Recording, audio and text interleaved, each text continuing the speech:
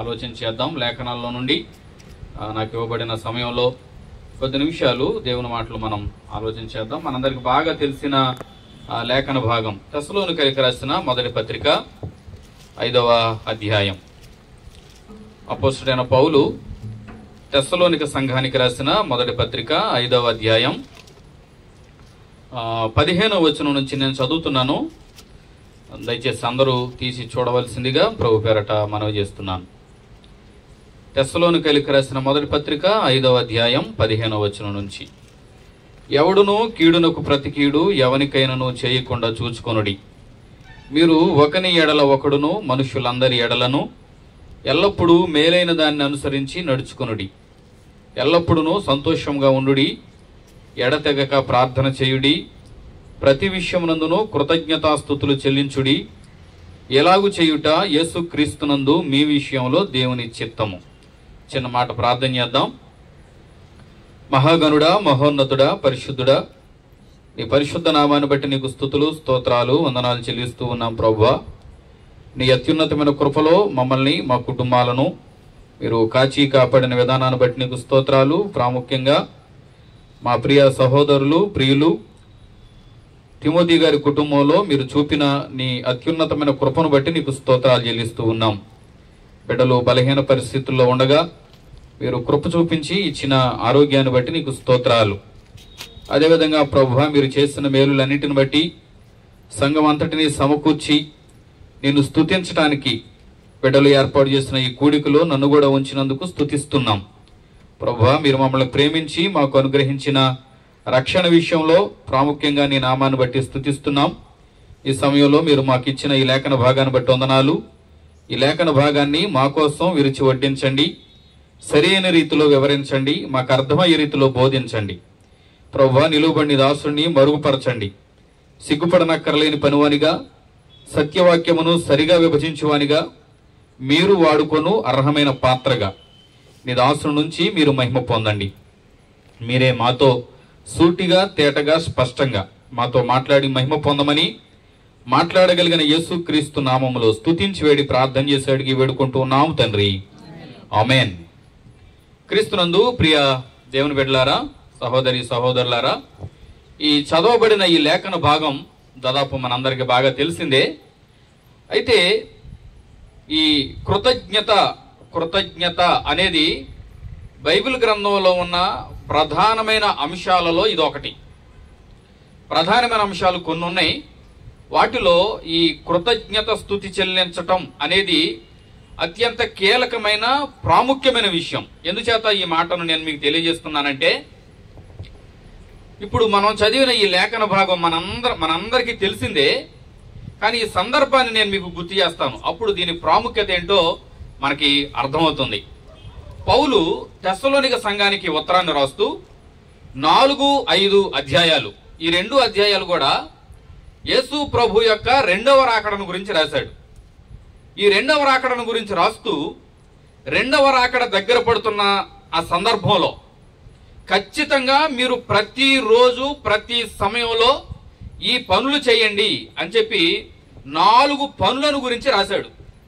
ఇప్పుడు నేను చదివిన ఈ వచనాల్లో నేను మీకు గుర్తు చేస్తాను. చూడండి, ఆ మాటలు ఉన్నాయి 15వ వచనంలో, అదేవిధంగా 16వ వచనంలో ఎల్లప్పుడూ చేయాల్సిన పనులు అని ఉన్నాయి. ఇక్కడ 4 మాటలు మనం చూస్తాం. అందులో మొట్టమొదటిది 15వ వచనం చదువుతున్నాం చూడండి. ఎవడు కీడునకు ప్రతి కీడు ఎవరికైనా చేయకుండా చూచుకోండి. మీరు ఒకని ఎడల ఒకడు మనుషులందరి ఎడల ఎల్లప్పుడూ మేలైన దాన్ని అనుసరించి నడుచుకునుడి. దేవుని రాకడ సమీపంగా ఉన్న సమయంలో ఖచ్చితంగా ఎత్తబడే గుంపులో ఉన్న వారు, అంటే యేసు ప్రభుతో నేను ఉండాలి అని తీర్మానం తీసుకున్నవారు చేయాల్సిన మొట్టమొదటి పని ఏంటంటే అందరికీ మేలుకరమైన విషయాలను అనుసరించి నడుచుకోవాలి. రెండవది, ఎల్లప్పుడూ సంతోషంగా ఉండండి. ఇక్కడ ఎల్లప్పుడూ అనే మాటను మీరు ఒకవేళ మీ దగ్గర పెన్నులు ఉంటే దాన్ని అండర్లైన్ చేయండి. ఎల్లప్పుడూ అనే మాట ఎందుచేత వాడాడు అని అంటే, ఖచ్చితంగా దేవుని పిల్లలు చేయాల్సిన పనులు అనమాట. ఇవి మస్ట్ అండ్ షుడ్ అనమాట. ఎల్లప్పుడూ ఇతరులకు మేలుకరంగా మీరు నడుచుకోండి. ఎల్లప్పుడూ సంతోషంగా ఉండండి. ఎడతెగక ప్రార్థన చేయండి. ఎడతెగకన్నా ఎల్లప్పుడూ అన్న ఒకటే, పర్యాయ పదాలు అవి. ఇది మూడో మాట, ప్రార్థన చేయండి ఎడతెగక ఎల్లప్పుడు. నాలుగో మాట ఏంటంటే ప్రతి విషయమునందును కృతజ్ఞతాస్తుతులు చెల్లించండి. అంటే ప్రతి సమయంలో కూడా ఎల్లప్పుడూ చేయాల్సిన పని ఏంటంటే కృతజ్ఞతాస్తుతులు చెల్లించాలి. ఈ మాట నేను మీకు అర్థమయ్యేలా చెప్తాను. అక్కడ ఉండాలి, ప్రభువుతో పాటు ఉండాలి అని ఆశపడుతున్న ప్రతి ఒక్కరిలో ఉండాల్సిన ఒక ప్రాముఖ్యమైన లక్షణం ఏంటంటే ప్రభువుకి కృతజ్ఞతాస్తుతులు చెల్లించటం. ఎన్ని విషయాల్లో? అన్ని విషయాల్లో మేలైనా కీడైనా 4 పనులు ఖచ్చితంగా చేయాలి. మన ఇంట్లో పెళ్లి జరుగుతుంది అనుకోండి, పెళ్లి జరుగుతున్నప్పుడు పనులన్నీ పక్కన పెట్టి పెళ్లి పనులు మాత్రమే చూస్తాం, అవునా? పెళ్లి పనులే చూస్తాం. ఎందుకు చూస్తాం అనంటే పెళ్లి దగ్గర పడతా ఉంది కాబట్టి. యేసు ప్రభు రాకడ సమీపంగా ఉంది. అందుచేత మనం చేయాల్సిన ప్రాముఖ్యమైన పనులు ఈ 4. ఈ 4ంటిలో ఇది చాలా ప్రాముఖ్యమైంది. ప్రభుకి కృతజ్ఞతాస్తుతులు చెల్లించటం ప్రతి విషయంలో కృతజ్ఞతాస్తుతులు చెల్లించటం అనేది ఖచ్చితంగా దేవుని పిల్లలు చేయాల్సిన పని. పౌలు ఈ మాట ఈ తెస్సలోనికైలకు మాత్రమే చెప్పలేదు. ఎఫెసీ పత్రిక చూడండి. ఎఫెసీ పత్రిక 5వ అధ్యాయం. ఎఫెసీ పత్రిక 5వ అధ్యాయం 20వ వచనాన్ని చూడండి. చదివి సహాయం చేస్తారా? మన ప్రభువైన యేసుక్రీస్తు పేరట సమస్తమును గురించి తండ్రి అయిన దేవునికి, ఇక్కడ కూడా చూడండి, ఎల్లప్పుడూ కృతజ్ఞతాస్తుతులు చెల్లించుచు. ఇది ఏ కాంటెక్స్ట్ లో చెప్పాడు తెలుసా? ఇది కూడా 2వ రాకడకు సంబంధించిన విషయమే. కావాలంటే మీరు 15వ వచనాన్ని చూడండి. దినములు చెడ్డవి గనుక మీరు సమయమును పోనీయక సద్వినియోగం చేసుకొనుసు, అజ్ఞానుల వలె కాక. ఎందుకు ఎల్లప్పుడూ కృతజ్ఞతాస్తుతులు చెల్లించాలి అని అంటే దినములు చెడ్డవి గనుక ప్రభువు రాకడ సమీపంగా ఉంది గనుక. ఈ మాట ఫిలిప్పీ సంఘానికి కూడా రాశాడు. చూడండి, ఫిలిప్పీలకు రాసిన పత్రిక 4వ అధ్యాయం. ఫిలిప్పీలకు రాసిన పత్రిక 4వ అధ్యాయం 6వ వచనం చూడండి. దేనిని గూర్చియు చింతపడకుడి గాని ప్రతి విషయంలోనూ ప్రార్థనా విజ్ఞాపనల చేత కృతజ్ఞతాపూర్వకంగా మీ విన్నపాలు దేవునికి తెలియజేయుడి. ఇది కూడా ఏ సందర్భంలో రాశాడు? సందర్భం కావాలంటే 5వ వచనం చదవండి. మీ సహనమును సకల జనులకు తెలియబడనీయుడి, ప్రభువు సమీపముగా ఉన్నాడు. ప్రభువు సమీపంగా ఉన్నాడు. దినములు చెడ్డవి, ఆయన రాకడ సమీపంగా ఉంది. కాబట్టి ప్రతి విషయంలో దేవునికి కృతజ్ఞతాస్తుతులు చెల్లించండి. ఈ మాట హెబ్రీలకు కూడా రాశాడు. చూడండి, హెబ్రీ పత్రిక 13వ అధ్యాయం. అపోస్తలుడైన పౌలు హెబ్రీలకు రాసిన పత్రిక 13వ అధ్యాయం 15వ వచనాన్ని చదవండి. కాబట్టి ఆయన ద్వారా మనము దేవునికి ఎల్లప్పుడూ స్తుతియాగం చేయుదుము. ఎప్పుడండి ఇది? ఎల్లప్పుడూ, ప్రతి విషయమునందును ఆయన నామమును ఒప్పుకొనుచు జెహోవా ఫలము అర్పించుడి. ఇది ఏ సందర్భంలో రాశాడు? సందర్భం కావాలంటే 14వ వచనాన్ని చదవండి. నిలవరమైన పట్టణం మనకి ఇక్కడ లేదు గాని ఉండబోచున్న దానికోసం ఎదురు చూచుచున్నాము. అంటే నాకు నిలవరమైన పట్టణం ఇక్కడ లేదు, నిలవరమైన పట్టణం కోసం నేను ఎదురు చూస్తున్నాను. ఎదురు చూస్తున్న ప్రతి ఒక్కరూ ప్రతి విషయంలో దేవునికి కృతజ్ఞతాస్తుతులు చెల్లించాలి. నేను మీకు అర్థమయ్యేలా చెప్తాను. ఇక్కడ ఉండాలి అని అనుకునే వారికి ఈ కృతజ్ఞత భావం ఉండదు. అక్కడికి నేను ప్రభుతో పాటు ఉండాలి అని అనుకున్న వారికి ఖచ్చితంగా కృతజ్ఞతా భావం ఉంటుంది. దేవుడు చేసిన ప్రతి పని విషయంలో ఆయన ఏం జరిగించినా అది నా మేలు కోసమే, ఆయన ఏది అనుమతించినా అది నా మేలు కోసమే అని చెప్పి ప్రతి విషయంలో కూడా మనం దేవునికి కృతజ్ఞతాస్తుతులు చెల్లించాలి. కృతజ్ఞతాస్తుతులు చెల్లించాలి అని అంటే ఎలా చెల్లించాలో కూడా పౌలు ఆ తెస్సలోనిక పత్రికలో రాశాడు. మరలా రండి, తెస్సలోనికైలకు రాసిన మొదటి పత్రిక 5వ అధ్యాయంలో కృతజ్ఞతాస్తుతులు మనం ఎలా చెల్లించాలి చూడండి. 6వ వచనం చదవండి. 5వ అధ్యాయం 6వ వచనం. కావున ఇతరుల వలె నిద్రపోక మెలకువగా ఉండి మత్తులము కాక యుందుము. ఈ మాట మనం ఈ 4 పనులు ఎలా చెయ్యాలో ఈ మాట తెలియజేస్తుంది. జాగ్రత్తగా వినండి ప్రియులారా. ఏ 4 పనులు? మేలైన దాన్ని అనుసరించటం, అదేవిధంగా ఎల్లప్పుడూ సంతోషంగా ఉండటం, ఎడతెగక ప్రార్థన చేయటం, తర్వాత ప్రతి విషయంలో కృతజ్ఞతాస్తుతులు చెల్లించటం. ఈ పనులు మనం ఎలా చేయాలి, ఎలా చేయాలో 6వ వచనంలో మనకి కనిపిస్తుంది. ఇతరుల వలె నిద్రపోక మెలకువగా ఉండి మత్తులము కాకయుందుము అన్న కంట్లో పడుతుంది.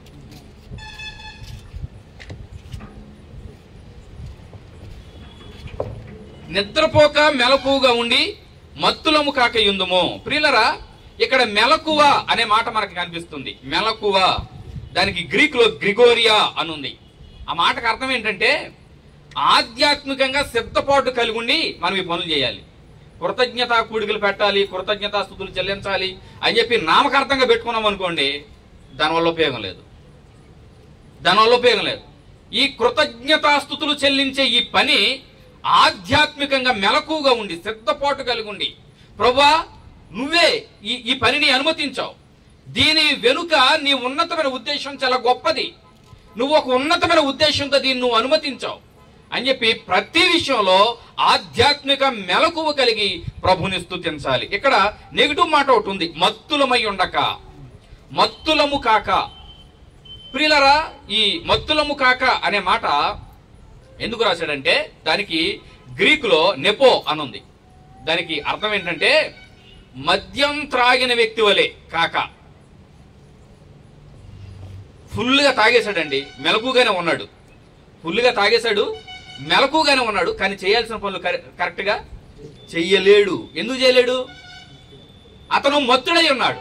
మనం మెలకుగా ఉండటం మాత్రమే కాదు, సిద్ధపడి కాన్షియస్ లో ఉండి స్పృహలో ఉండి నేనేం చేస్తున్నాను, నేను కృతజ్ఞత ప్రభుకి ఎలా చెల్లిస్తున్నాను, ఇతరులకు మేలుకరంగా నేను ఎలా బ్రతుకుతున్నాను, ఎల్లప్పుడూ సంతోషంగా నేను ఎలా ఉంటున్నాను, ప్రార్థన నేను ఎలా చేస్తున్నాను, కృతజ్ఞతాస్తుతులు ఎలా చెల్లిస్తున్నాను. ప్రియులారా, మెలకువ కలిగి ఉండాలి. మద్యం తాగని వ్యక్తి వలె సంపూర్ణమైన స్పృహ కలిగి మనం ప్రభువుని స్తుతించి ఆయన్ని ఘనపరచాల్సిన అవసరం ఉంది. ప్రియులారా, ప్రతి విషయంలో కృతజ్ఞతాస్తుతులు చెల్లించాలి. ఇది దేవునికి ఇష్టం అని చెప్పాడు ఇక్కడ. ఇది దేవుని చిత్తం. 18వ వచనంలో ప్రతి విషయంలో కృతజ్ఞతాస్తుతులు చెల్లించండి, ఎలాగు చేయుట యేసు క్రీస్తునందు మీ విషయంలో దేవుని చిత్తం. ఎందుకు ప్రభుని స్తుతించాలండి మనం? అది కూడా చాలా కాన్షియస్ తో ఉండి స్పృహలో ఉండి, నాకు ఇది నిలవరైన పట్టణం, నాకు ఇది కాదు, స్థిరంగా ఉండే పట్టణం కోసం నేను ఎదురు చూస్తున్నాను అనే దృక్పథంతో ఎందుకు ప్రభుని స్తుతించాలి? దినములు చెడ్డవి కనుక నేను అజ్ఞానిగా ఉండకుండా జ్ఞానం కలిగిన వ్యక్తిగా ఉండాలి అని అంటే నేను ప్రభుని స్తుతించాలి. ఎందుకు స్తుతించాలి? ప్రభుని స్తుతించడానికి ప్రాముఖ్యమైన కారణాలు రెండు కారణాలు. మొట్టమొదటిది ఏంటంటే ఆయన ఏమై ఉన్నాడో దానిని బట్టి మనం ప్రభుని స్తుతించాలి. ప్రియులారా, దేవదూతలు ప్రభుని స్తుతిస్తా ఉన్నారు. ఎందుకు స్తుతిస్తున్నారు? మనలాగా దేవదూతల కోసం ప్రభు ప్రాణం పెట్టరా? అయినా కానీ దేవదూతలు ప్రభుని స్తుతిస్తున్నారు. ఎందుకు స్తుతిస్తున్నారు తెలుసా? ఒకే ఒక కారణం, ఆయన ఎవరో వాళ్ళకి తెలుసు. ఆయన స్తుతించడానికి మొట్టమొదటి కారణం ఏంటంటే ప్రభువుని మనం తెలుసుకోవాలి. ప్రభువుని తెలుసుకుంటే ఆయన్ని స్తుతించకుండా మనం ఉండలేం. ఆయన నా జీవితంలో ఇప్పుడు కొన్ని అనుమతించేవాడు ఆయనే, గాయము పెట్టువాడు ఆయనే, గాయమును కట్టువాడు కూడా ఆయనే. కొన్ని శోధనలు అనుమతించేది ఆయనే, శోధనలు జయించడానికి శక్తి సామర్థ్యాలు ఇచ్చేవాడు కూడా ఆయనే, తప్పించుకునే మార్గాన్ని చూపించేవాడు కూడా ఆయనే. కాబట్టి ఆయనను గురించి కనుక మనకు అర్థమైతే ఆయన మనం స్తుతించకుండా ఉండలేం.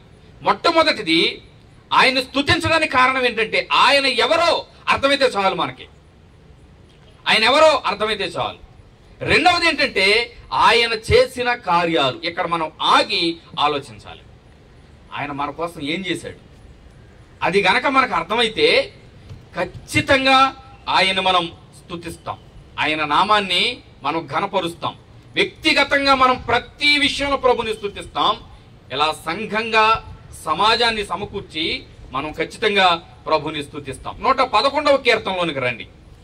111వ కీర్తనలో ప్రభువుని ఎందుకు స్తుతించాలో ఆ కీర్తనకారుడు చాలా అద్భుతమైన రీతిలో ఆ కీర్తనను వివరించాడు.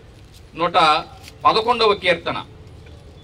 ఈ 111వ కీర్తన ఇశ్రాయేలీలు ఐగుప్తు బానిసత్వం నుంచి విడిపించబడి వాళ్ళు నడిపించబడుతున్న సందర్భంలో రాశారని ఆ బైబిల్ పండితులు తెలియజేశారు.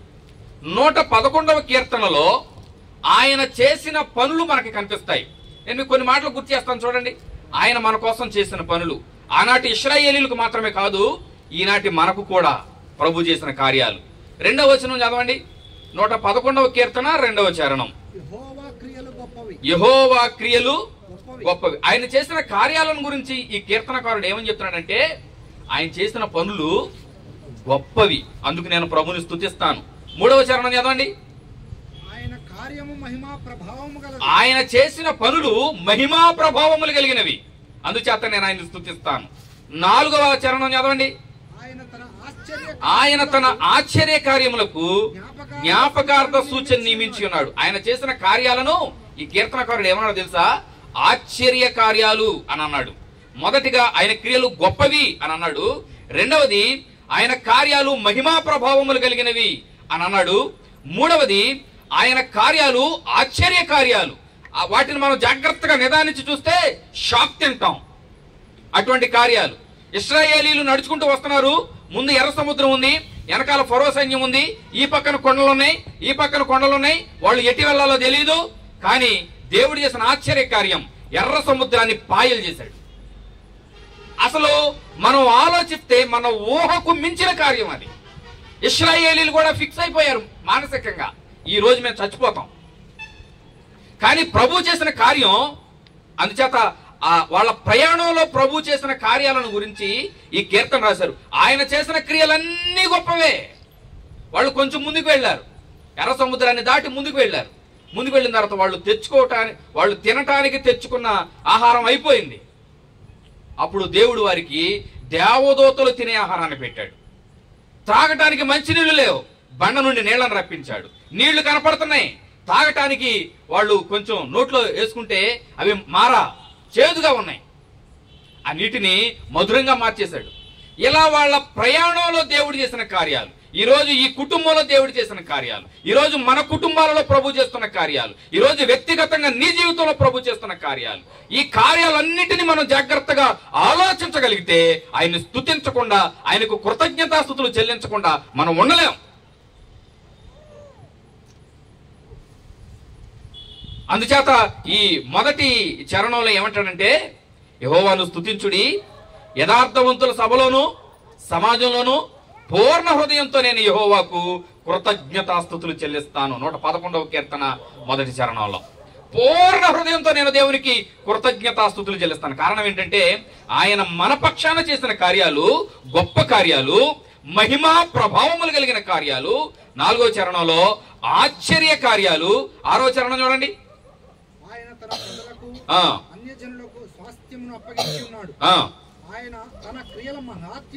తన క్రియల మహాత్యములు అంటే మహత్కార్యాలు చేశాడు ఆయన. ఏ కార్యాలు చేశాడండి? మహత్కార్యాలు చేశాడు. 7వ చరణం చూడండి. ఆయన చేతి కార్యములు సత్యమైనవి, న్యాయమైనవి. మళ్ళీ ఆయన చేసిన పనులన్నీ కూడా ఏది కూడా అన్యాయమైన కార్యాలు ప్రభు చేయలేదు. సత్యమైన పనులు చేశాడు, న్యాయమైన పనులు చేశాడు. ఇశ్రాయేలీని తప్పించటం, ఐగుప్తుల్ని శిక్షించటం, ఇశ్రాయేలీలు తప్పు చేస్తే దండించటం, ఈ క్రియలన్నీ కూడా న్యాయమైన కార్యాలే, సత్యమైన కార్యాలే. ప్రియమైన దేవుని బిడ్డలారా, సహోదరి సహోదరులారా, ఈరోజు మనం ఖచ్చితంగా ప్రభుని స్తుతించాలి. ఎన్ని సందర్భాల్లో మీకు ఈ మాటలు గుర్తుండాలి. అన్ని సందర్భాలలో ప్రతి విషయంలో కూడా కృతజ్ఞతాస్తుతులు చెల్లించటం అనేది ఎవరి లక్షణమో తెలుసా? ప్రభువుతో ఉండేవారి లక్షణం. అన్ని విషయాల్లో ప్రభుని స్తుతించటం అనేది ప్రభువుతో ఉండేవారి లక్షణం. అందుచేత మన పాత నిబంధనలోనే దీనికి సంబంధించిన ఛాయలు మనకు కనపడతాయి. యోబు అంటాడు, నేను ప్రభుని స్తుతిస్తాను, నేను నా తల్లి గర్భం నుండి దిగంబరిగా వచ్చాను, దిగంబరిగానే వెళ్ళిపోతాను, యెహోవా నామమునకే స్తుతి కలుగునుగాక. ప్రభుని స్తుతించాడు. అన్ని ఉన్నప్పుడు కాదు, అన్ని పోయినప్పుడు స్తుతించాడు. కారణం ఏంటంటే ఇదేనండి కారణం.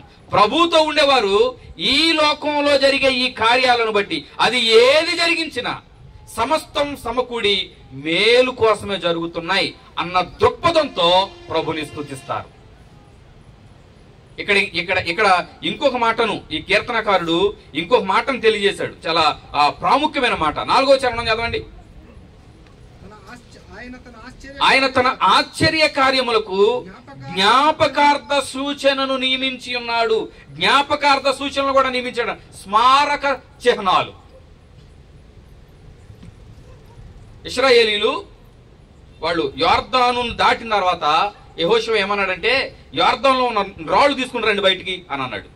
రాళ్లు తీసుకొచ్చి బయట పెట్టిన తర్వాత రాళ్లు కుప్పలుగా చేసిన తర్వాత అక్కడ ఉన్న వాళ్ళు అడిగారు, ఎందుకు ఈ పని చేయించావు నువ్వు అని అడిగితే యెహోషువ చెప్పిన మాట ఏంటంటే, తర్వాత తరాలకు ఈ రాళ్లు చూపించి దేవుడు యొర్దాను నదిని ఎలా పాయలు చేశాడో మన తర్వాత తరాలకు తెలియజేయాలి. దేవుడు చేసిన కార్యాలకు జ్ఞాపకార్థ సూచనలు కూడా ఆయన నియమించాడు. ఈరోజు పస్కా పండుగ చేసుకుంటారు యూదులు. పస్కా పండుగ దేనికి గుర్తు? పస్కా పండుగ చేసుకుంటున్నప్పుడు వాళ్ళు ఆ ఐగుప్తులో మరణదూత నుండి విడిపించబడి, మరణం నుండి తప్పించబడ్డాం మేము. ఐగుప్తీయుల ఆ కుటుంబాలలో ఆ ప్రథమ సంతానం మరణం కాగా మన కుటుంబాలలో ప్రభువు మనల్ని మరణం నుండి తప్పించాడు. దాన్ని గుర్తు చేసుకోవడం కోసం వాళ్ళు పస్కా పండుగను ఆచరిస్తారు. ఈరోజు మనం ప్రభు బలలో మన పాలపంపులు పొందుతున్నప్పుడు ఆ రొట్టె రసాలు దేన్ని సూచిస్తా ఉన్నాయి? మన ప్రభు అయిన యేసుక్రీస్తు శరీర రక్త మాంసాలను అవి సూచిస్తా ఉన్నాయి. జ్ఞాపకార్థ సూచనలు ప్రభు నియమించాడు. ఈరోజు కొన్నింటిని చూసినప్పుడు, ఇప్పుడు ఆ ఇద్దరు బిడ్డలను చూస్తున్నప్పుడు ఈ కుటుంబానికి ఏం గుర్తొస్తుందో తెలుసా? ప్రభు చేసిన కార్యాలు గుర్తొస్తా. ఈరోజు మీరు ఒక్కసారి కళ్ళు మూసుకుని ఆలోచించండి, మీ జీవితాల్లో దేవుడు చేసిన కార్యాలు అవి ఎంత గొప్పవో. ఆనాటి ఇశ్రాయేలీలే కాదు, ఈరోజు మనం కూడా అడుగు తీసి అడుగేసామంటే ఈ మాటలు మనం గుర్తు చేసుకుని ప్రభుని స్తుతిస్తాం. ప్రతి విషయంలో ప్రభు మన విషయంలో గొప్ప కార్యాలు చేస్తా ఉన్నాడు. ప్రియులారా, మన కుటుంబాల విషయంలో మనకంటే యోగ్యులు, మనకంటే అర్హులు, మనకంటే గొప్పవారు ఎంతో మంది ఈ లోకాన్ని విడిచి వెళ్ళిపోతుంటే, ఎంతో మంది దేవునికి దూరం అయిపోతుంటే, ఎంతో మంది సాతాను చేతుల్లో ఆ చిక్కి తైతక్కలాడుతుంటే ప్రభు మన విషయంలో ఎంత కృప చూపించాడు. వీటన్నింటిని బట్టి మనం ఆయనకి ఏం చెల్లించాలి? కృతజ్ఞతాస్తుతులు చెల్లించాలి. కృతజ్ఞతాస్తుతులు చెల్లించటం అనేది దేవుని పిల్లల లక్షణం. ఎవరి లక్షణం? దేవుని పిల్లల లక్షణం. ఖచ్చితంగా ఈ పని మనం చేయాల్సిన అవసరం ఉంది. ఆయన చేసిన పనులు కొన్ని రోజు నేను మీకు గుర్తు చేస్తాను నాకు ఇవ్వబడిన సమయంలో. కొన్ని పనులు, ఆయన చేసిన పనులు, మన కోసం ఆయన చేస్తున్న పనులు చూడండి. 5వ వచనాన్ని చదవండి. ఇక్కడే 111వ కీర్తన 5వ చరణం. తన యందు భయభక్తులు గల వారికి ఆయన ఆహారం ఇచ్చి ఉన్నాడు. ప్రభు ఏం చేస్తున్నాడు తెలుసండి? మనల్ని పోషిస్తున్నాడు. ఏం చేస్తున్నాడండి? పోషిస్తున్నాడు. ఈరోజు మనం అనుకుంటున్నాం, లేదండి మేము కష్టపడుతున్నాం, ఉద్యోగాలు చేస్తున్నాం, వ్యాపారాలు చేస్తున్నాం, వ్యవసాయాలు చేస్తున్నాం, కూలి పనులు చేస్తున్నాం, చేతి పనులు చేస్తున్నాం, మా కష్టార్జితాన్ని బట్టే మేము పోషించబడుతున్నాం తప్ప దేవుడు చేసింది ఏమి లేదండి అని చెప్పి కొంతమంది అనుకుంటున్నారు. ప్రియులారా, నేను మీకు మాట చెప్పనా, ఈరోజు మన పోషకుడు మన ప్రభు అయిన యేసుక్రీస్తే. కావాలంటే నేను మీకు చూపిస్తాను చూడండి. అపోస్తుల కార్యాల గ్రంథం 14వ అధ్యాయం, అపోస్తుల కార్యాల గ్రంథం 14వ అధ్యాయం 17వ వచనం చూడండి. 14:17 లుస్త్రా అనే ప్రాంతంలో పౌలు చెప్పిన మాట ఇది. ఆకాశము నుండి మీకు వర్షమును ఫలవంతములైన ఋతువులను దయచేయుచు ఆహారము అనుగ్రహించుచు ఉల్లాసముతో మీ హృదయములను నింపుచు మేలు చేయుట చేత తన్ను గురించి సాక్ష్యం లేకుండా చేయలేదని బిగ్గరగా చెప్పాను. ఈ మాట ఒకసారి మనం ఆలోచిస్తే ప్రభువు మన విషయంలో చూపిన కృప. ఈరోజు మనం ఏమనుకుంటున్నామంటే, నేను సంపాదించుకుంటున్నానండి అని మనం అనుకుంటున్నాం, కానీ అన్నింటినీ అనుకూలపరిచేది ఆయనే. ఈ మాటలో ఏముందో తెలుసా? ఆయన ఆకాశం నుండి వర్షమును, ఆయన వర్షాన్ని కురిపించకపోతే మనం ఇక్కడ ఎంత ప్రయాసపడిన పంటలు పండుతాయా? పండవు. అంటే దీనికి మూలం ఎవరో? దేవుడే. ఏదో మనం చేసే మానవ ప్రయత్నాలు మనం చేస్తున్నాం తప్ప అన్నింటినీ సమకూర్చేది ఎవరు? ప్రభువే. చూడండి ఎంత అద్భుతంగా చెప్తున్నాడు ఇక్కడ పౌలు. ఆకాశం నుండి వర్షమును ఫలవంతములైన ఋతువులను. అసలు నేను అనుకుంటాను, అసలు ఈ ఋతువులన్నీ దేవుడు ఎందుకు తయారు చేశాడు? ఎప్పుడు ఒకే రకంగా ఉంటే సరిపోద్ది కదా. మనకి ఎప్పుడు ఏది అవసరమో దాన్ని ప్రభువు మనకి దయచేస్తా ఉన్నాడు. ఇక్కడ మనం చూస్తే ఆయనే ఆహారాన్ని అనుగ్రహిస్తా ఉన్నాడు. ఈరోజు మన పోషకుడు ఆయనే.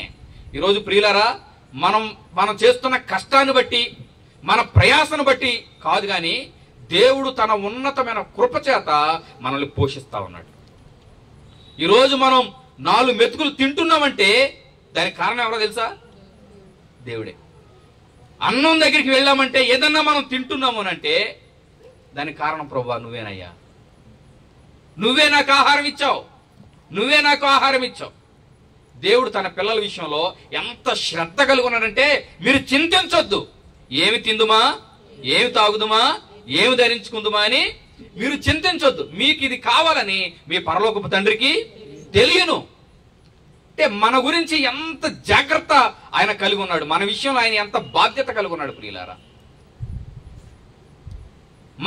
మన పోషకుడు ఆయనే. ఈరోజు మనం సజీవ లెక్కలో ఉన్నామంటే దానికి కారణం ఆయనే. ఏమి ఇవ్వలేదో కాదు, నీకు ఇచ్చిందని చూడు, స్తుతించకుండా ఉండలేవు. అది నీ అవసరం కాకపోవచ్చు, మన ప్రతి అవసరాన్ని ప్రభు తీరుస్తున్నాడు. మన ప్రతి అవసరాన్ని ప్రభు తీరుస్తున్నాడు. ఆరోగ్యం అవసరం, ఆర్థికపరమైన అవసరాలు తీర్చడం అది అవసరం. మన కోరికలు కాదు, మన అవసరాలు ప్రభు తీరుస్తాడు. ఒకడు ప్రార్థన చేస్తున్నాడంట, ప్రభా నువ్వు నాకు 1 లక్ష అయినా నేను నీకు దశంభాగం ఇస్తాను అని చెప్పి ప్రార్థన చేస్తున్నాడంట. ఎంతకాలం ప్రార్థన చేసినా ప్రభు ఆ ప్రార్థన వినలా. డీల్ కుదరలేదేమోనని చెప్పి ప్రభు 50-50 నువ్వు నాకు 1 లక్ష ఇయ్యి, నేను నీకు 50 ఇస్తాను, 50 నేను ఉంచుకుంటాను. పాపం చాలా కాలం ప్రార్థన చేశాడంట, ఆ పని అవలా. తర్వాత ఇంకా ప్రభుకి సాటిస్ఫై అయినట్టు లేదు అని చెప్పి మళ్ళీ ప్రార్థన చేయడం మొదలెట్టాడంట. 75 నీకు, 25 నాకు. వినలా. ఎందుకంటో తెలుసండి, మన అవసరాలు ఏంటో మన ప్రభుకి తెలుసు. నీకంటే ఎక్కువ బాగా తెలుసు. నీ గురించి నీకంటే బాగా ఆయనకి ఎక్కువ తెలుసు. కొన్నిసార్లు శోధనలు, శ్రమలు ప్రభు అనుమతించడానికి కారణం ఏంటంటే, ఇంకా రాటు తెలిసి ఇంకా అద్భుతమైన రీతిలో తన పనిలో ముందు కొనసాగటానికి. ఒకసారి నాకు బాగా గుర్తు, మా పెళ్ళైన 4వ సంవత్సరం ఒక సహోదరుడికి ప్రార్థన చేయగా ప్రభు కృప చూపించి ఒక పాపనిచ్చాడు. పాపకి 8వ నెల వచ్చిన తర్వాత పాప చనిపోయింది. ఆదరించడానికి మేము వెళ్ళాం. ప్రభు సహాయం చేస్తాడులే, మీరేం భయపడకండి, మీకు బిడ్డను ప్రభు మరలా మీకు ఇస్తాడు అని మేము చెప్తుంటే అతనన్న మాట ఏంటంటే, అనుభవించినోడు తెలుస్తుంది, మీకేం తెలుసు అని అన్నాడు. ప్రభువా నేను ఇది చెప్పలేకపోయాను అని చెప్పి వెంటనే బాధపడి వెనక్కొచ్చేసాం. తర్వాత మాకు మొదట బాబు పుట్టాడు. మళ్ళీ 2వ డెలివరీలో మాకు బాబు పుట్టాడు. బాబు పుట్టి కనీసం చూడకుండా చనిపోయాడు. చనిపోయిన తర్వాత 1 గంట బాధపడ్డాం, నేనే తీసుకెళ్లి సమాధి చేశాను. 3వ రోజున నేను ఆ ఇంటికి వెళ్ళాను. వాళ్ళ ఇంటికి వెళ్ళి ఇప్పుడు తెలుసు నాకు ఆ బాధ. బిడ్డ పుట్టి చనిపోతే ఎలా ఉంటుందో నాకు తెలుసు. కానీ ప్రభు అన్యాయస్తుడు కాదు, ప్రభు సహాయం చేస్తాడు. మీ విషయంలో కూడా ప్రభు సహాయం చేస్తాడు. కొన్నిసార్లు కొన్ని శోధనలు, కొన్ని కష్టాలు మనల్ని ఇంకా బలవంతులుగా మార్చడానికి ఉపయోగపడతాయి. ఉలి దెబ్బలు ఎందుకంటే ఇంకా మనం రూపంలోనికి రావటానికే, మనల్ని బాధ పెట్టడానికి కాదు. ఈ విషయం అర్థమైతే ప్రతి కష్టంలో కూడా ప్రభువుని మనం స్తుతిస్తాం. ప్రతి కష్టంలో కూడా ప్రభువుని మనం స్తుతిస్తాం. నీళ్ళైపోయి నేను బాధపడటం కంటే దానికంటే శ్రేష్టమైన ద్రాక్షరసాన్ని ప్రభు ఇవ్వటానికి సిద్ధపడతా ఉన్నాడు. ప్రియమైన దేవుని బిడ్డలారా, మన పోషకుడు ఆయనే, అందుకు ఆయన మనం స్తుతించాలి. ఇశ్రాయేలీయుల పోషకుడు ఆయనే. ఎంత అద్భుతంగా పోషించాడండి. 40 సంవత్సరాలు దేవదూతలు తినే ఆహారాన్ని వాళ్ళకి పెట్టాడు. వాళ్ళకి మాకు ఇదేంటి ప్రభువా, ఇదేంటి మాకు ఈ దేవదూతలు తినే ఇది రుచి పసి లేదు, చక్కగా మేము కక్కల ముక్కలు తినేవాళ్ళం అని అంటే దేవుడు వాళ్ళకి పెట్ట మాంసాన్ని పెట్టాడు. ఎంత అద్భుతమైన దేవుడు అండి. ఎంత అంటే వాళ్ళు కూడా ఏం చేశారు తెలుసండి, ఆ నోట్లో ఆ పళ్ళ సందుల్లో మాంసం ఉండగానే ప్రభువుని వాళ్ళు శోధించినట్లు మనం చూస్తాం. అయినా వాళ్ళ విషయంలో ప్రభు కార్యాలు చేస్తానే ఉన్నాడు. ఈరోజు మనం కొన్నిసార్లు ఆయనకి ఎదురు తిరుగుతున్నప్పటికీ ప్రభు మన విషయంలో ఆయన కృప చూపిస్తూనే ఉన్నాడు. ఆయన మన పోషకుడు.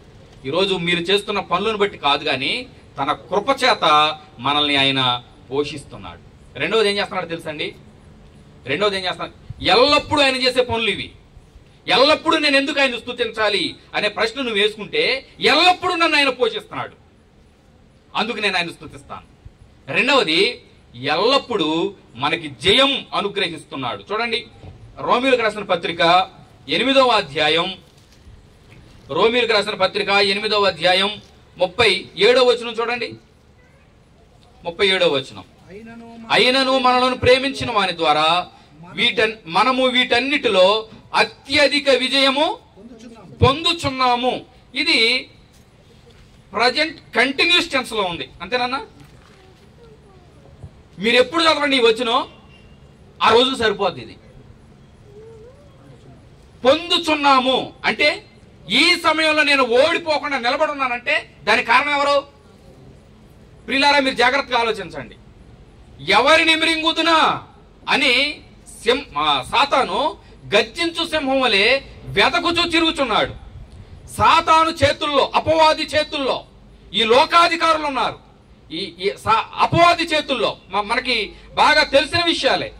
ఎఫెసీ పత్రికలో మనం చూస్తే ఆయన మనకి సర్వాంగ కవచాన్ని ఇచ్చాడు. దానికి ముందు ఎఫెసీ పత్రికలో మనం చూస్తే అధికారులు ఉన్నారు, ఇంకా చాలా మంది ఉన్నారు. ఈ లోకాధికారులు ఉన్నారు, ప్రస్తుత అంధకార సంబంధం లోకనాథులు ఉన్నారు. వాళ్ళందరితో మనం పోరాటం చేస్తున్నాం. ఈ పోరాటంలో మనకి జయం కావాలి అని అంటే ఎవరివ్వాలి? దేవుడే ఇవ్వాలి. ప్రియులారా, జయం ఎంత ప్రాముఖ్యమైంది అని అంటే మీరు ఈ మాటను మీరు గుర్తుపెట్టుకోండి. జయించువాడే జయించిన వారితో ఉంటాడు. ఒకవేళ ఇక్కడ మనం ఓడిపోయామా, ఏదో ఈ లోక సంబంధమైన ఆచారాల్లో కానీ లేకపోతే ఈ పద్ధతుల్లో కానీ వాక్యాన్ని విడిచి పక్కకు వెళ్ళి ఓడిపోయిన పరిస్థితుల్లో కనుక మనం ఉంటే, ఓడిపోయిన వారు ఓడిపోయిన సాతానుతోనే ఉంటారు తప్ప ప్రభుతో ఉండరు. మనం ప్రభుతో ఉండాలంటే ప్రభు మనతో ఉండాలి. అక్కడ మనం ప్రభుతో ఉండాలంటే ఇక్కడ ప్రభు మనతో ఉండాలి. ఆయన పేరేంటో తెలుసా? ఇమ్మానుయేలు. ఇమ్మానుయేలు అనే పేరుకి అర్థం ఏంటి? దేవుడు మనకు తోడు. నేను సదాకాలం మీకు తోడుగా ఉంటాను. ఎందుకు తోడుగా ఉండాలి? ఆయన ఎందుకు తోడుగా ఉండాలి తెలుసా? ఆయన లేకపోతే మనం ఓడిపోతాం. మనల్ని పోషించేది ఆయనే, మన జీవితాల్లో జయమిచ్చేది కూడా ఆయనే. ఈ జయం ఎప్పుడు ఇస్తాడు? అన్ని సందర్భాల్లో పొందుచున్నాము అనే మాటను అందుకే చదివించాను నేను. అత్యధిక విజయం. ఏ విజయం అండి? అత్యధిక విజయం. ఆయన గనక మనకు తోడు లేకపోతే చాలా సందర్భాల్లో మనం ఓడిపోతాం. యెహోషువ నాయకత్వంలో ఇశ్రాయేలీలు 31 మంది రాజులను జయించారు. వీళ్ళకి అంత ముందు ఏమన్నా యుద్ధ నైపుణ్యం ఉందా? యుద్ధ నైపుణ్యం ఏమైనా ఉందండి? యుద్ధ నైపుణ్యం ఏమీ లేదు. 430 సంవత్సరాలు ఐగుప్తులో వాళ్ళు చేసిన పని ఏంటో తెలుసా? ఇటుకలు కాల్చడం. వాళ్ళకు వచ్చిన పని ఏంటంటే ఇటుకలు చేయటం, ఇటుకలు కాల్చటం, తర్వాత ఈ పిరమిడ్లు కట్టడం. కత్తి పట్టుకుంటే ఒకళ్ళు లేడు అక్కడ. 31 మంది రాజులు ఎలా జయించారండి వాళ్ళు? మార్గ మధ్యంలో ఉండగానే వాళ్ళు జయించడం ప్రారంభించారు. కారణం ఏంటో తెలుసా? ఒకే ఒక కారణం. ఈరోజు జయించడానికి ఏం మన దగ్గర లేదు, కానీ ప్రభు మనతో ఉంటే మనం జయించగలం. మనం ప్రతిరోజు మనల్ని ఆయన పోషిస్తున్నాడు కాబట్టి ప్రతి సమయంలో ఆయన మనం స్తుతించాలి. ప్రతి సమయంలో మనం పడిపోకుండా, జారిపోకుండా, ఓడిపోకుండా, సాతాను చేతుల్లో చిక్కుకోకుండా ప్రభు మనల్ని అత్యధిక విజయంతో ఉంచుతున్నాడు. అందుకు మనం ఆయన్ని స్తుతించాలి. అమ్మా, అర్థమవుతుందా? అర్థమవుతుందా? మూడో మాట చెప్పి నేను ప్రార్థన చేస్తాను. ఎందుకు మనం ఆయన్ని స్తుతించాలి? మూడవది ఏంటంటే, మనల్ని నడిపించడానికి దేవుడు మనకి వాక్యాన్ని ఇచ్చాడు. 111వ కీర్తన 111వ కీర్తన 7-8 చరణాలు చదవండి. ఆయన చేతి కార్యములు సత్యమైనవి, ఆయన చేతి కార్యములు సత్యమైనవి, న్యాయమైనవి. ఆయన శాసనములన్నీ నమ్మకమైనవి, ఆయన శాసనములన్నీ నమ్మకమైనవి. అంటే దేవుని వాక్యం ఏంటి చెప్పండి? నమ్మకమైంది. ఈ నమ్మకమైనది మనకి ఎంత ఉపయోగపడుతుందో తెలుసా? 119వ కీర్తన మనందరికి తెలిసిన వచ్చినమే. 119వ కీర్తన 50వ చరణాన్ని చదవండి. 119వ కీర్తన 50వ చరణం. నీ వాక్యము నన్ను బ్రతికించి ఉన్నది, నా బాధలలో ఇదే నాకు నెమ్మదినిస్తుంది. వాక్యం బాధల్లో మనకి నెమ్మదినిస్తుంది. బాధలలో నెమ్మదిని మనకి ఇచ్చేదేంటి? వాక్యం. దేవుడు మనకి వాక్యాన్ని ఇచ్చాడు. ఇది ఎంతకాలం ఇచ్చాడు? ఇది కూడా ఎల్లప్పుడూ ఇచ్చాడు. కావాలంటే చూడండి 105వ చరణం చదవండి, అక్కడే 119వ కీర్తన 105వ చరణం. నీ వాక్యము నా పాదములకు దీపమును నా త్రోవకు వెలుగై ఉన్నది. అమ్మ, ఈ మాట అర్థమైందా? నీ వాక్యము నా పాదములకు దీపం, నా త్రోవకు వెలుగు. 2 మాటలు ఇక్కడ వాడాడు. మొట్టమొదటిది ఏంటంటే నా పాదాలకు దీపం. పాదాలకు దీపం అంటే ప్రస్తుతం ఇక్కడ నేను చూసుకుంటున్నాను, ఎప్పటికీ నాకు వాక్యం ముఖ్యం. నా త్రోవకు వెలుగంటే నా భవిష్యత్తు. నా భవిష్యత్తుకు కూడా వాక్యమే నాకు ముఖ్యం. ఎల్లప్పుడూ మనల్ని సరైన రీతిలో నడిపించడానికి, సాతాన్ని జయించటానికి దేవుడు తన వాక్యాన్ని మన చేతుల్లో ఉంచాడు. నేను ఎందుకు ప్రభువుని స్తుతించాలి? ఎందుకు నేను స్తుతించాలంటే నేను ఎల్లప్పుడూ సరైన దారిలో నడవాలి అని అంటే నాకు ఎల్లప్పుడూ వాక్యాన్ని ఇచ్చాడు. అది నా ప్రస్తుతానికి అవసరం. నువ్వు చిన్నపిల్లోడుగా ఉన్నావా, పాలలాగా పనిచేస్తుంది. ఇది నువ్వు యవనస్తులాగా ఉన్నావా, బలమైన ఆహారంలా పనిచేస్తుంది. బలమైన కార్యాలు ప్రభు కోసం చేయటానికి ఈ వాక్యం నిన్ను ప్రేరేపిస్తుంది, ప్రోత్సహిస్తుంది, ముందుకు నడిపిస్తుంది, ధైర్యాన్ని ఇస్తుంది. ప్రియమైన దేవుని బిడ్డలారా, సహోదరి సహోదరులారా, దేవుడు తన వాక్యాన్ని మన చేతికి ఇచ్చాడు. నేను ఎందుకు ఎల్లప్పుడూ ప్రభుని స్తుతించాలి? ఎల్లప్పుడూ నన్ను నడిపించడానికి ప్రభు తన వాక్యాన్ని మనకిచ్చాడు. ఈ విషయం మనకు అర్థమైతే ప్రభువును స్తుతించటం అనేది మన జీవితాలకు ఎంత ప్రాముఖ్యమైనదో మనకు అర్థమైతే మనం ఒక ప్రార్థన ఖచ్చితంగా చేస్తాం. చూడండి 51వ కీర్తన 51వ కీర్తన 15వ చరణం. 51వ కీర్తన 15వ చరణం. ప్రభువా, నా నోరు నీ స్తుతిని ప్రచురపరచునట్లు నా పెదవులను తెరువు. అసలు దీన్ని మీకు అర్థమైనా చెప్పనా? నేను నోరు తెరిచానంటే నిన్ను స్తుతించాలి ప్రభువా, అలా నన్ను మార్చేయి అని ప్రార్థన చేస్తున్నాడు. అర్థమైందండి? నేను పెదవులు తెరిచానంటే నిన్ను స్తుతించాలి అంటే అన్ని సందర్భాల్లో నేను ప్రభువా నిన్ను స్తుతించాలి. ఇది అద్భుతమైన ప్రార్థన. నా నోరు, ఈ ప్రార్థన మనం కూడా చేయాలి. నా నోరు నీ స్తుతిని ప్రచురపరచునట్లు నా పెదవులను తెరువుమో. ఎందుకు ఆయన స్తుతించాలి? నేను కారణాలు చెప్పాను ప్రియులారా. మీరు ఎంతమందికి అర్థమైందో నాకు తెలియదు. నేను కారణాలు చెప్పాను. ఆయన రాకడ సమీపంగా ఉంది కాబట్టి సమీపంగా ఉన్నప్పుడు చేయాల్సిన 4 పనుల్లో ప్రాముఖ్యమైన పని ప్రభువుని స్తుతించటం. ఎందుకు స్తుతించాలి? ఆయన నాకు కొన్ని కార్యాలు చేశాడు. అందులో మొట్టమొదటిది నా పోషకుడు ఆయనే. ఎల్లప్పుడూ నన్ను పోషిస్తున్నాడు. ఎల్లప్పుడూ నేను ఆయన్ని స్తుతించాలి. ఎల్లప్పుడూ నేను ఓడిపోకుండా జయాన్ని నాకు ఇస్తున్నాడు. అందుచేత నేను ఎల్లప్పుడూ ఆయన్ని స్తుతించాలి. ఎల్లప్పుడూ నేను సరైన దారిలో నడవటానికి ఆయన నాకు ఎల్లప్పుడూ తన వాక్యాన్ని ఇచ్చాడు. అందుచేత నేను ఆయన ఎల్లప్పుడూ స్తుతించాలి. అందుచేత నేను నోరు తెరిస్తే ప్రభువా నిన్ను స్తుతించినట్లుగా నా పెదవులు తెరువు. చాలా మంది అంటండి ప్రభు చేసిన కార్యాలు చూసి కూడా ప్రభుని స్తుతించలేకపోతున్నారంట. ఒక భక్తుడు ఏమంటాడంటే మానవ జాతి భ్రష్టులైపోవటానికి, దేవునికి దూరం కావటానికి కారణం ఏంటంటే ఆయన్ని స్తుతించకపోవటమే అని అన్నాడు. దానికి రుజువు రోమీయులకు రాసిన పత్రికలో పౌలు తెలియజేశాడు. చూడండి, ఆ మాట చదివించి నేను ప్రార్థన చేస్తాను. రోమీయులకు రాసిన పత్రిక 1వ అధ్యాయం 21వ వచనాన్ని చదవండి. మరియు వారు దేవునిని ఎరిగియు ఆయనను దేవునిగా మహిమపరచలేదు, కృతజ్ఞతాస్తుతులు చెల్లింపను లేదు, గాని తమ వాదముల యందు వ్యర్థులైరి. చాలా మంది దేవునికి దూరం అయిపోతున్నారు. కారణం ఏంటో తెలుసండి? దేవుడు చేసిన కార్యాలు చూస్తున్నారు, కానీ ఆయనకి కృతజ్ఞతాస్తుతులు వాళ్ళు చెల్లించట్లేదు, దేవుడిని మహిమపరచట్లేదు. ఈరోజు ఈ కుటుంబం చేస్తున్న ఈ పని చాలా అద్భుతమైన పని. ఇది మనం అందరం చేయాల్సిన పని, మానక చేయాల్సిన పని, ప్రతిదినం చేయాల్సిన పని. వ్యక్తిగతంగా మనం ప్రభుని స్తుతించాలి. రాత్రి పడుకునేటప్పుడు ప్రభుని మనం స్తుతించాలి. ప్రభువా ఈ సమయం వరకు నన్ను కాపాడు. ఉదయం లేచిన తర్వాత ప్రభుని మనం స్తుతించాలి. మనం ఏ పని చేసినా అడుగు తీసి అడిగేస్తే ప్రతి విషయంలో కూడా ప్రభుని మనం ఏం చేయాలి చెప్పండి? ప్రభుని స్తుతించాలి. స్తుతించకపోతే దేవునికి దూరం అయిపోతాం, మర్చిపోతాం. దేవుడు చేసిన మేలుని ఏం చేస్తాం? మర్చిపోతాం. దేవుడు చేసిన మేలుని కనుక మనం మర్చిపోతే వ్యర్థులమైపోతాం. వ్యర్థులైరి అనే మాట ఉంది ఇక్కడ. వారు తమ వాదముల యందు వ్యర్థులైరి. వ్యర్థులైరి అంటే నేను మీకు మాట చెప్పనా, జీవితం వేస్ట్ అయిపోద్ది.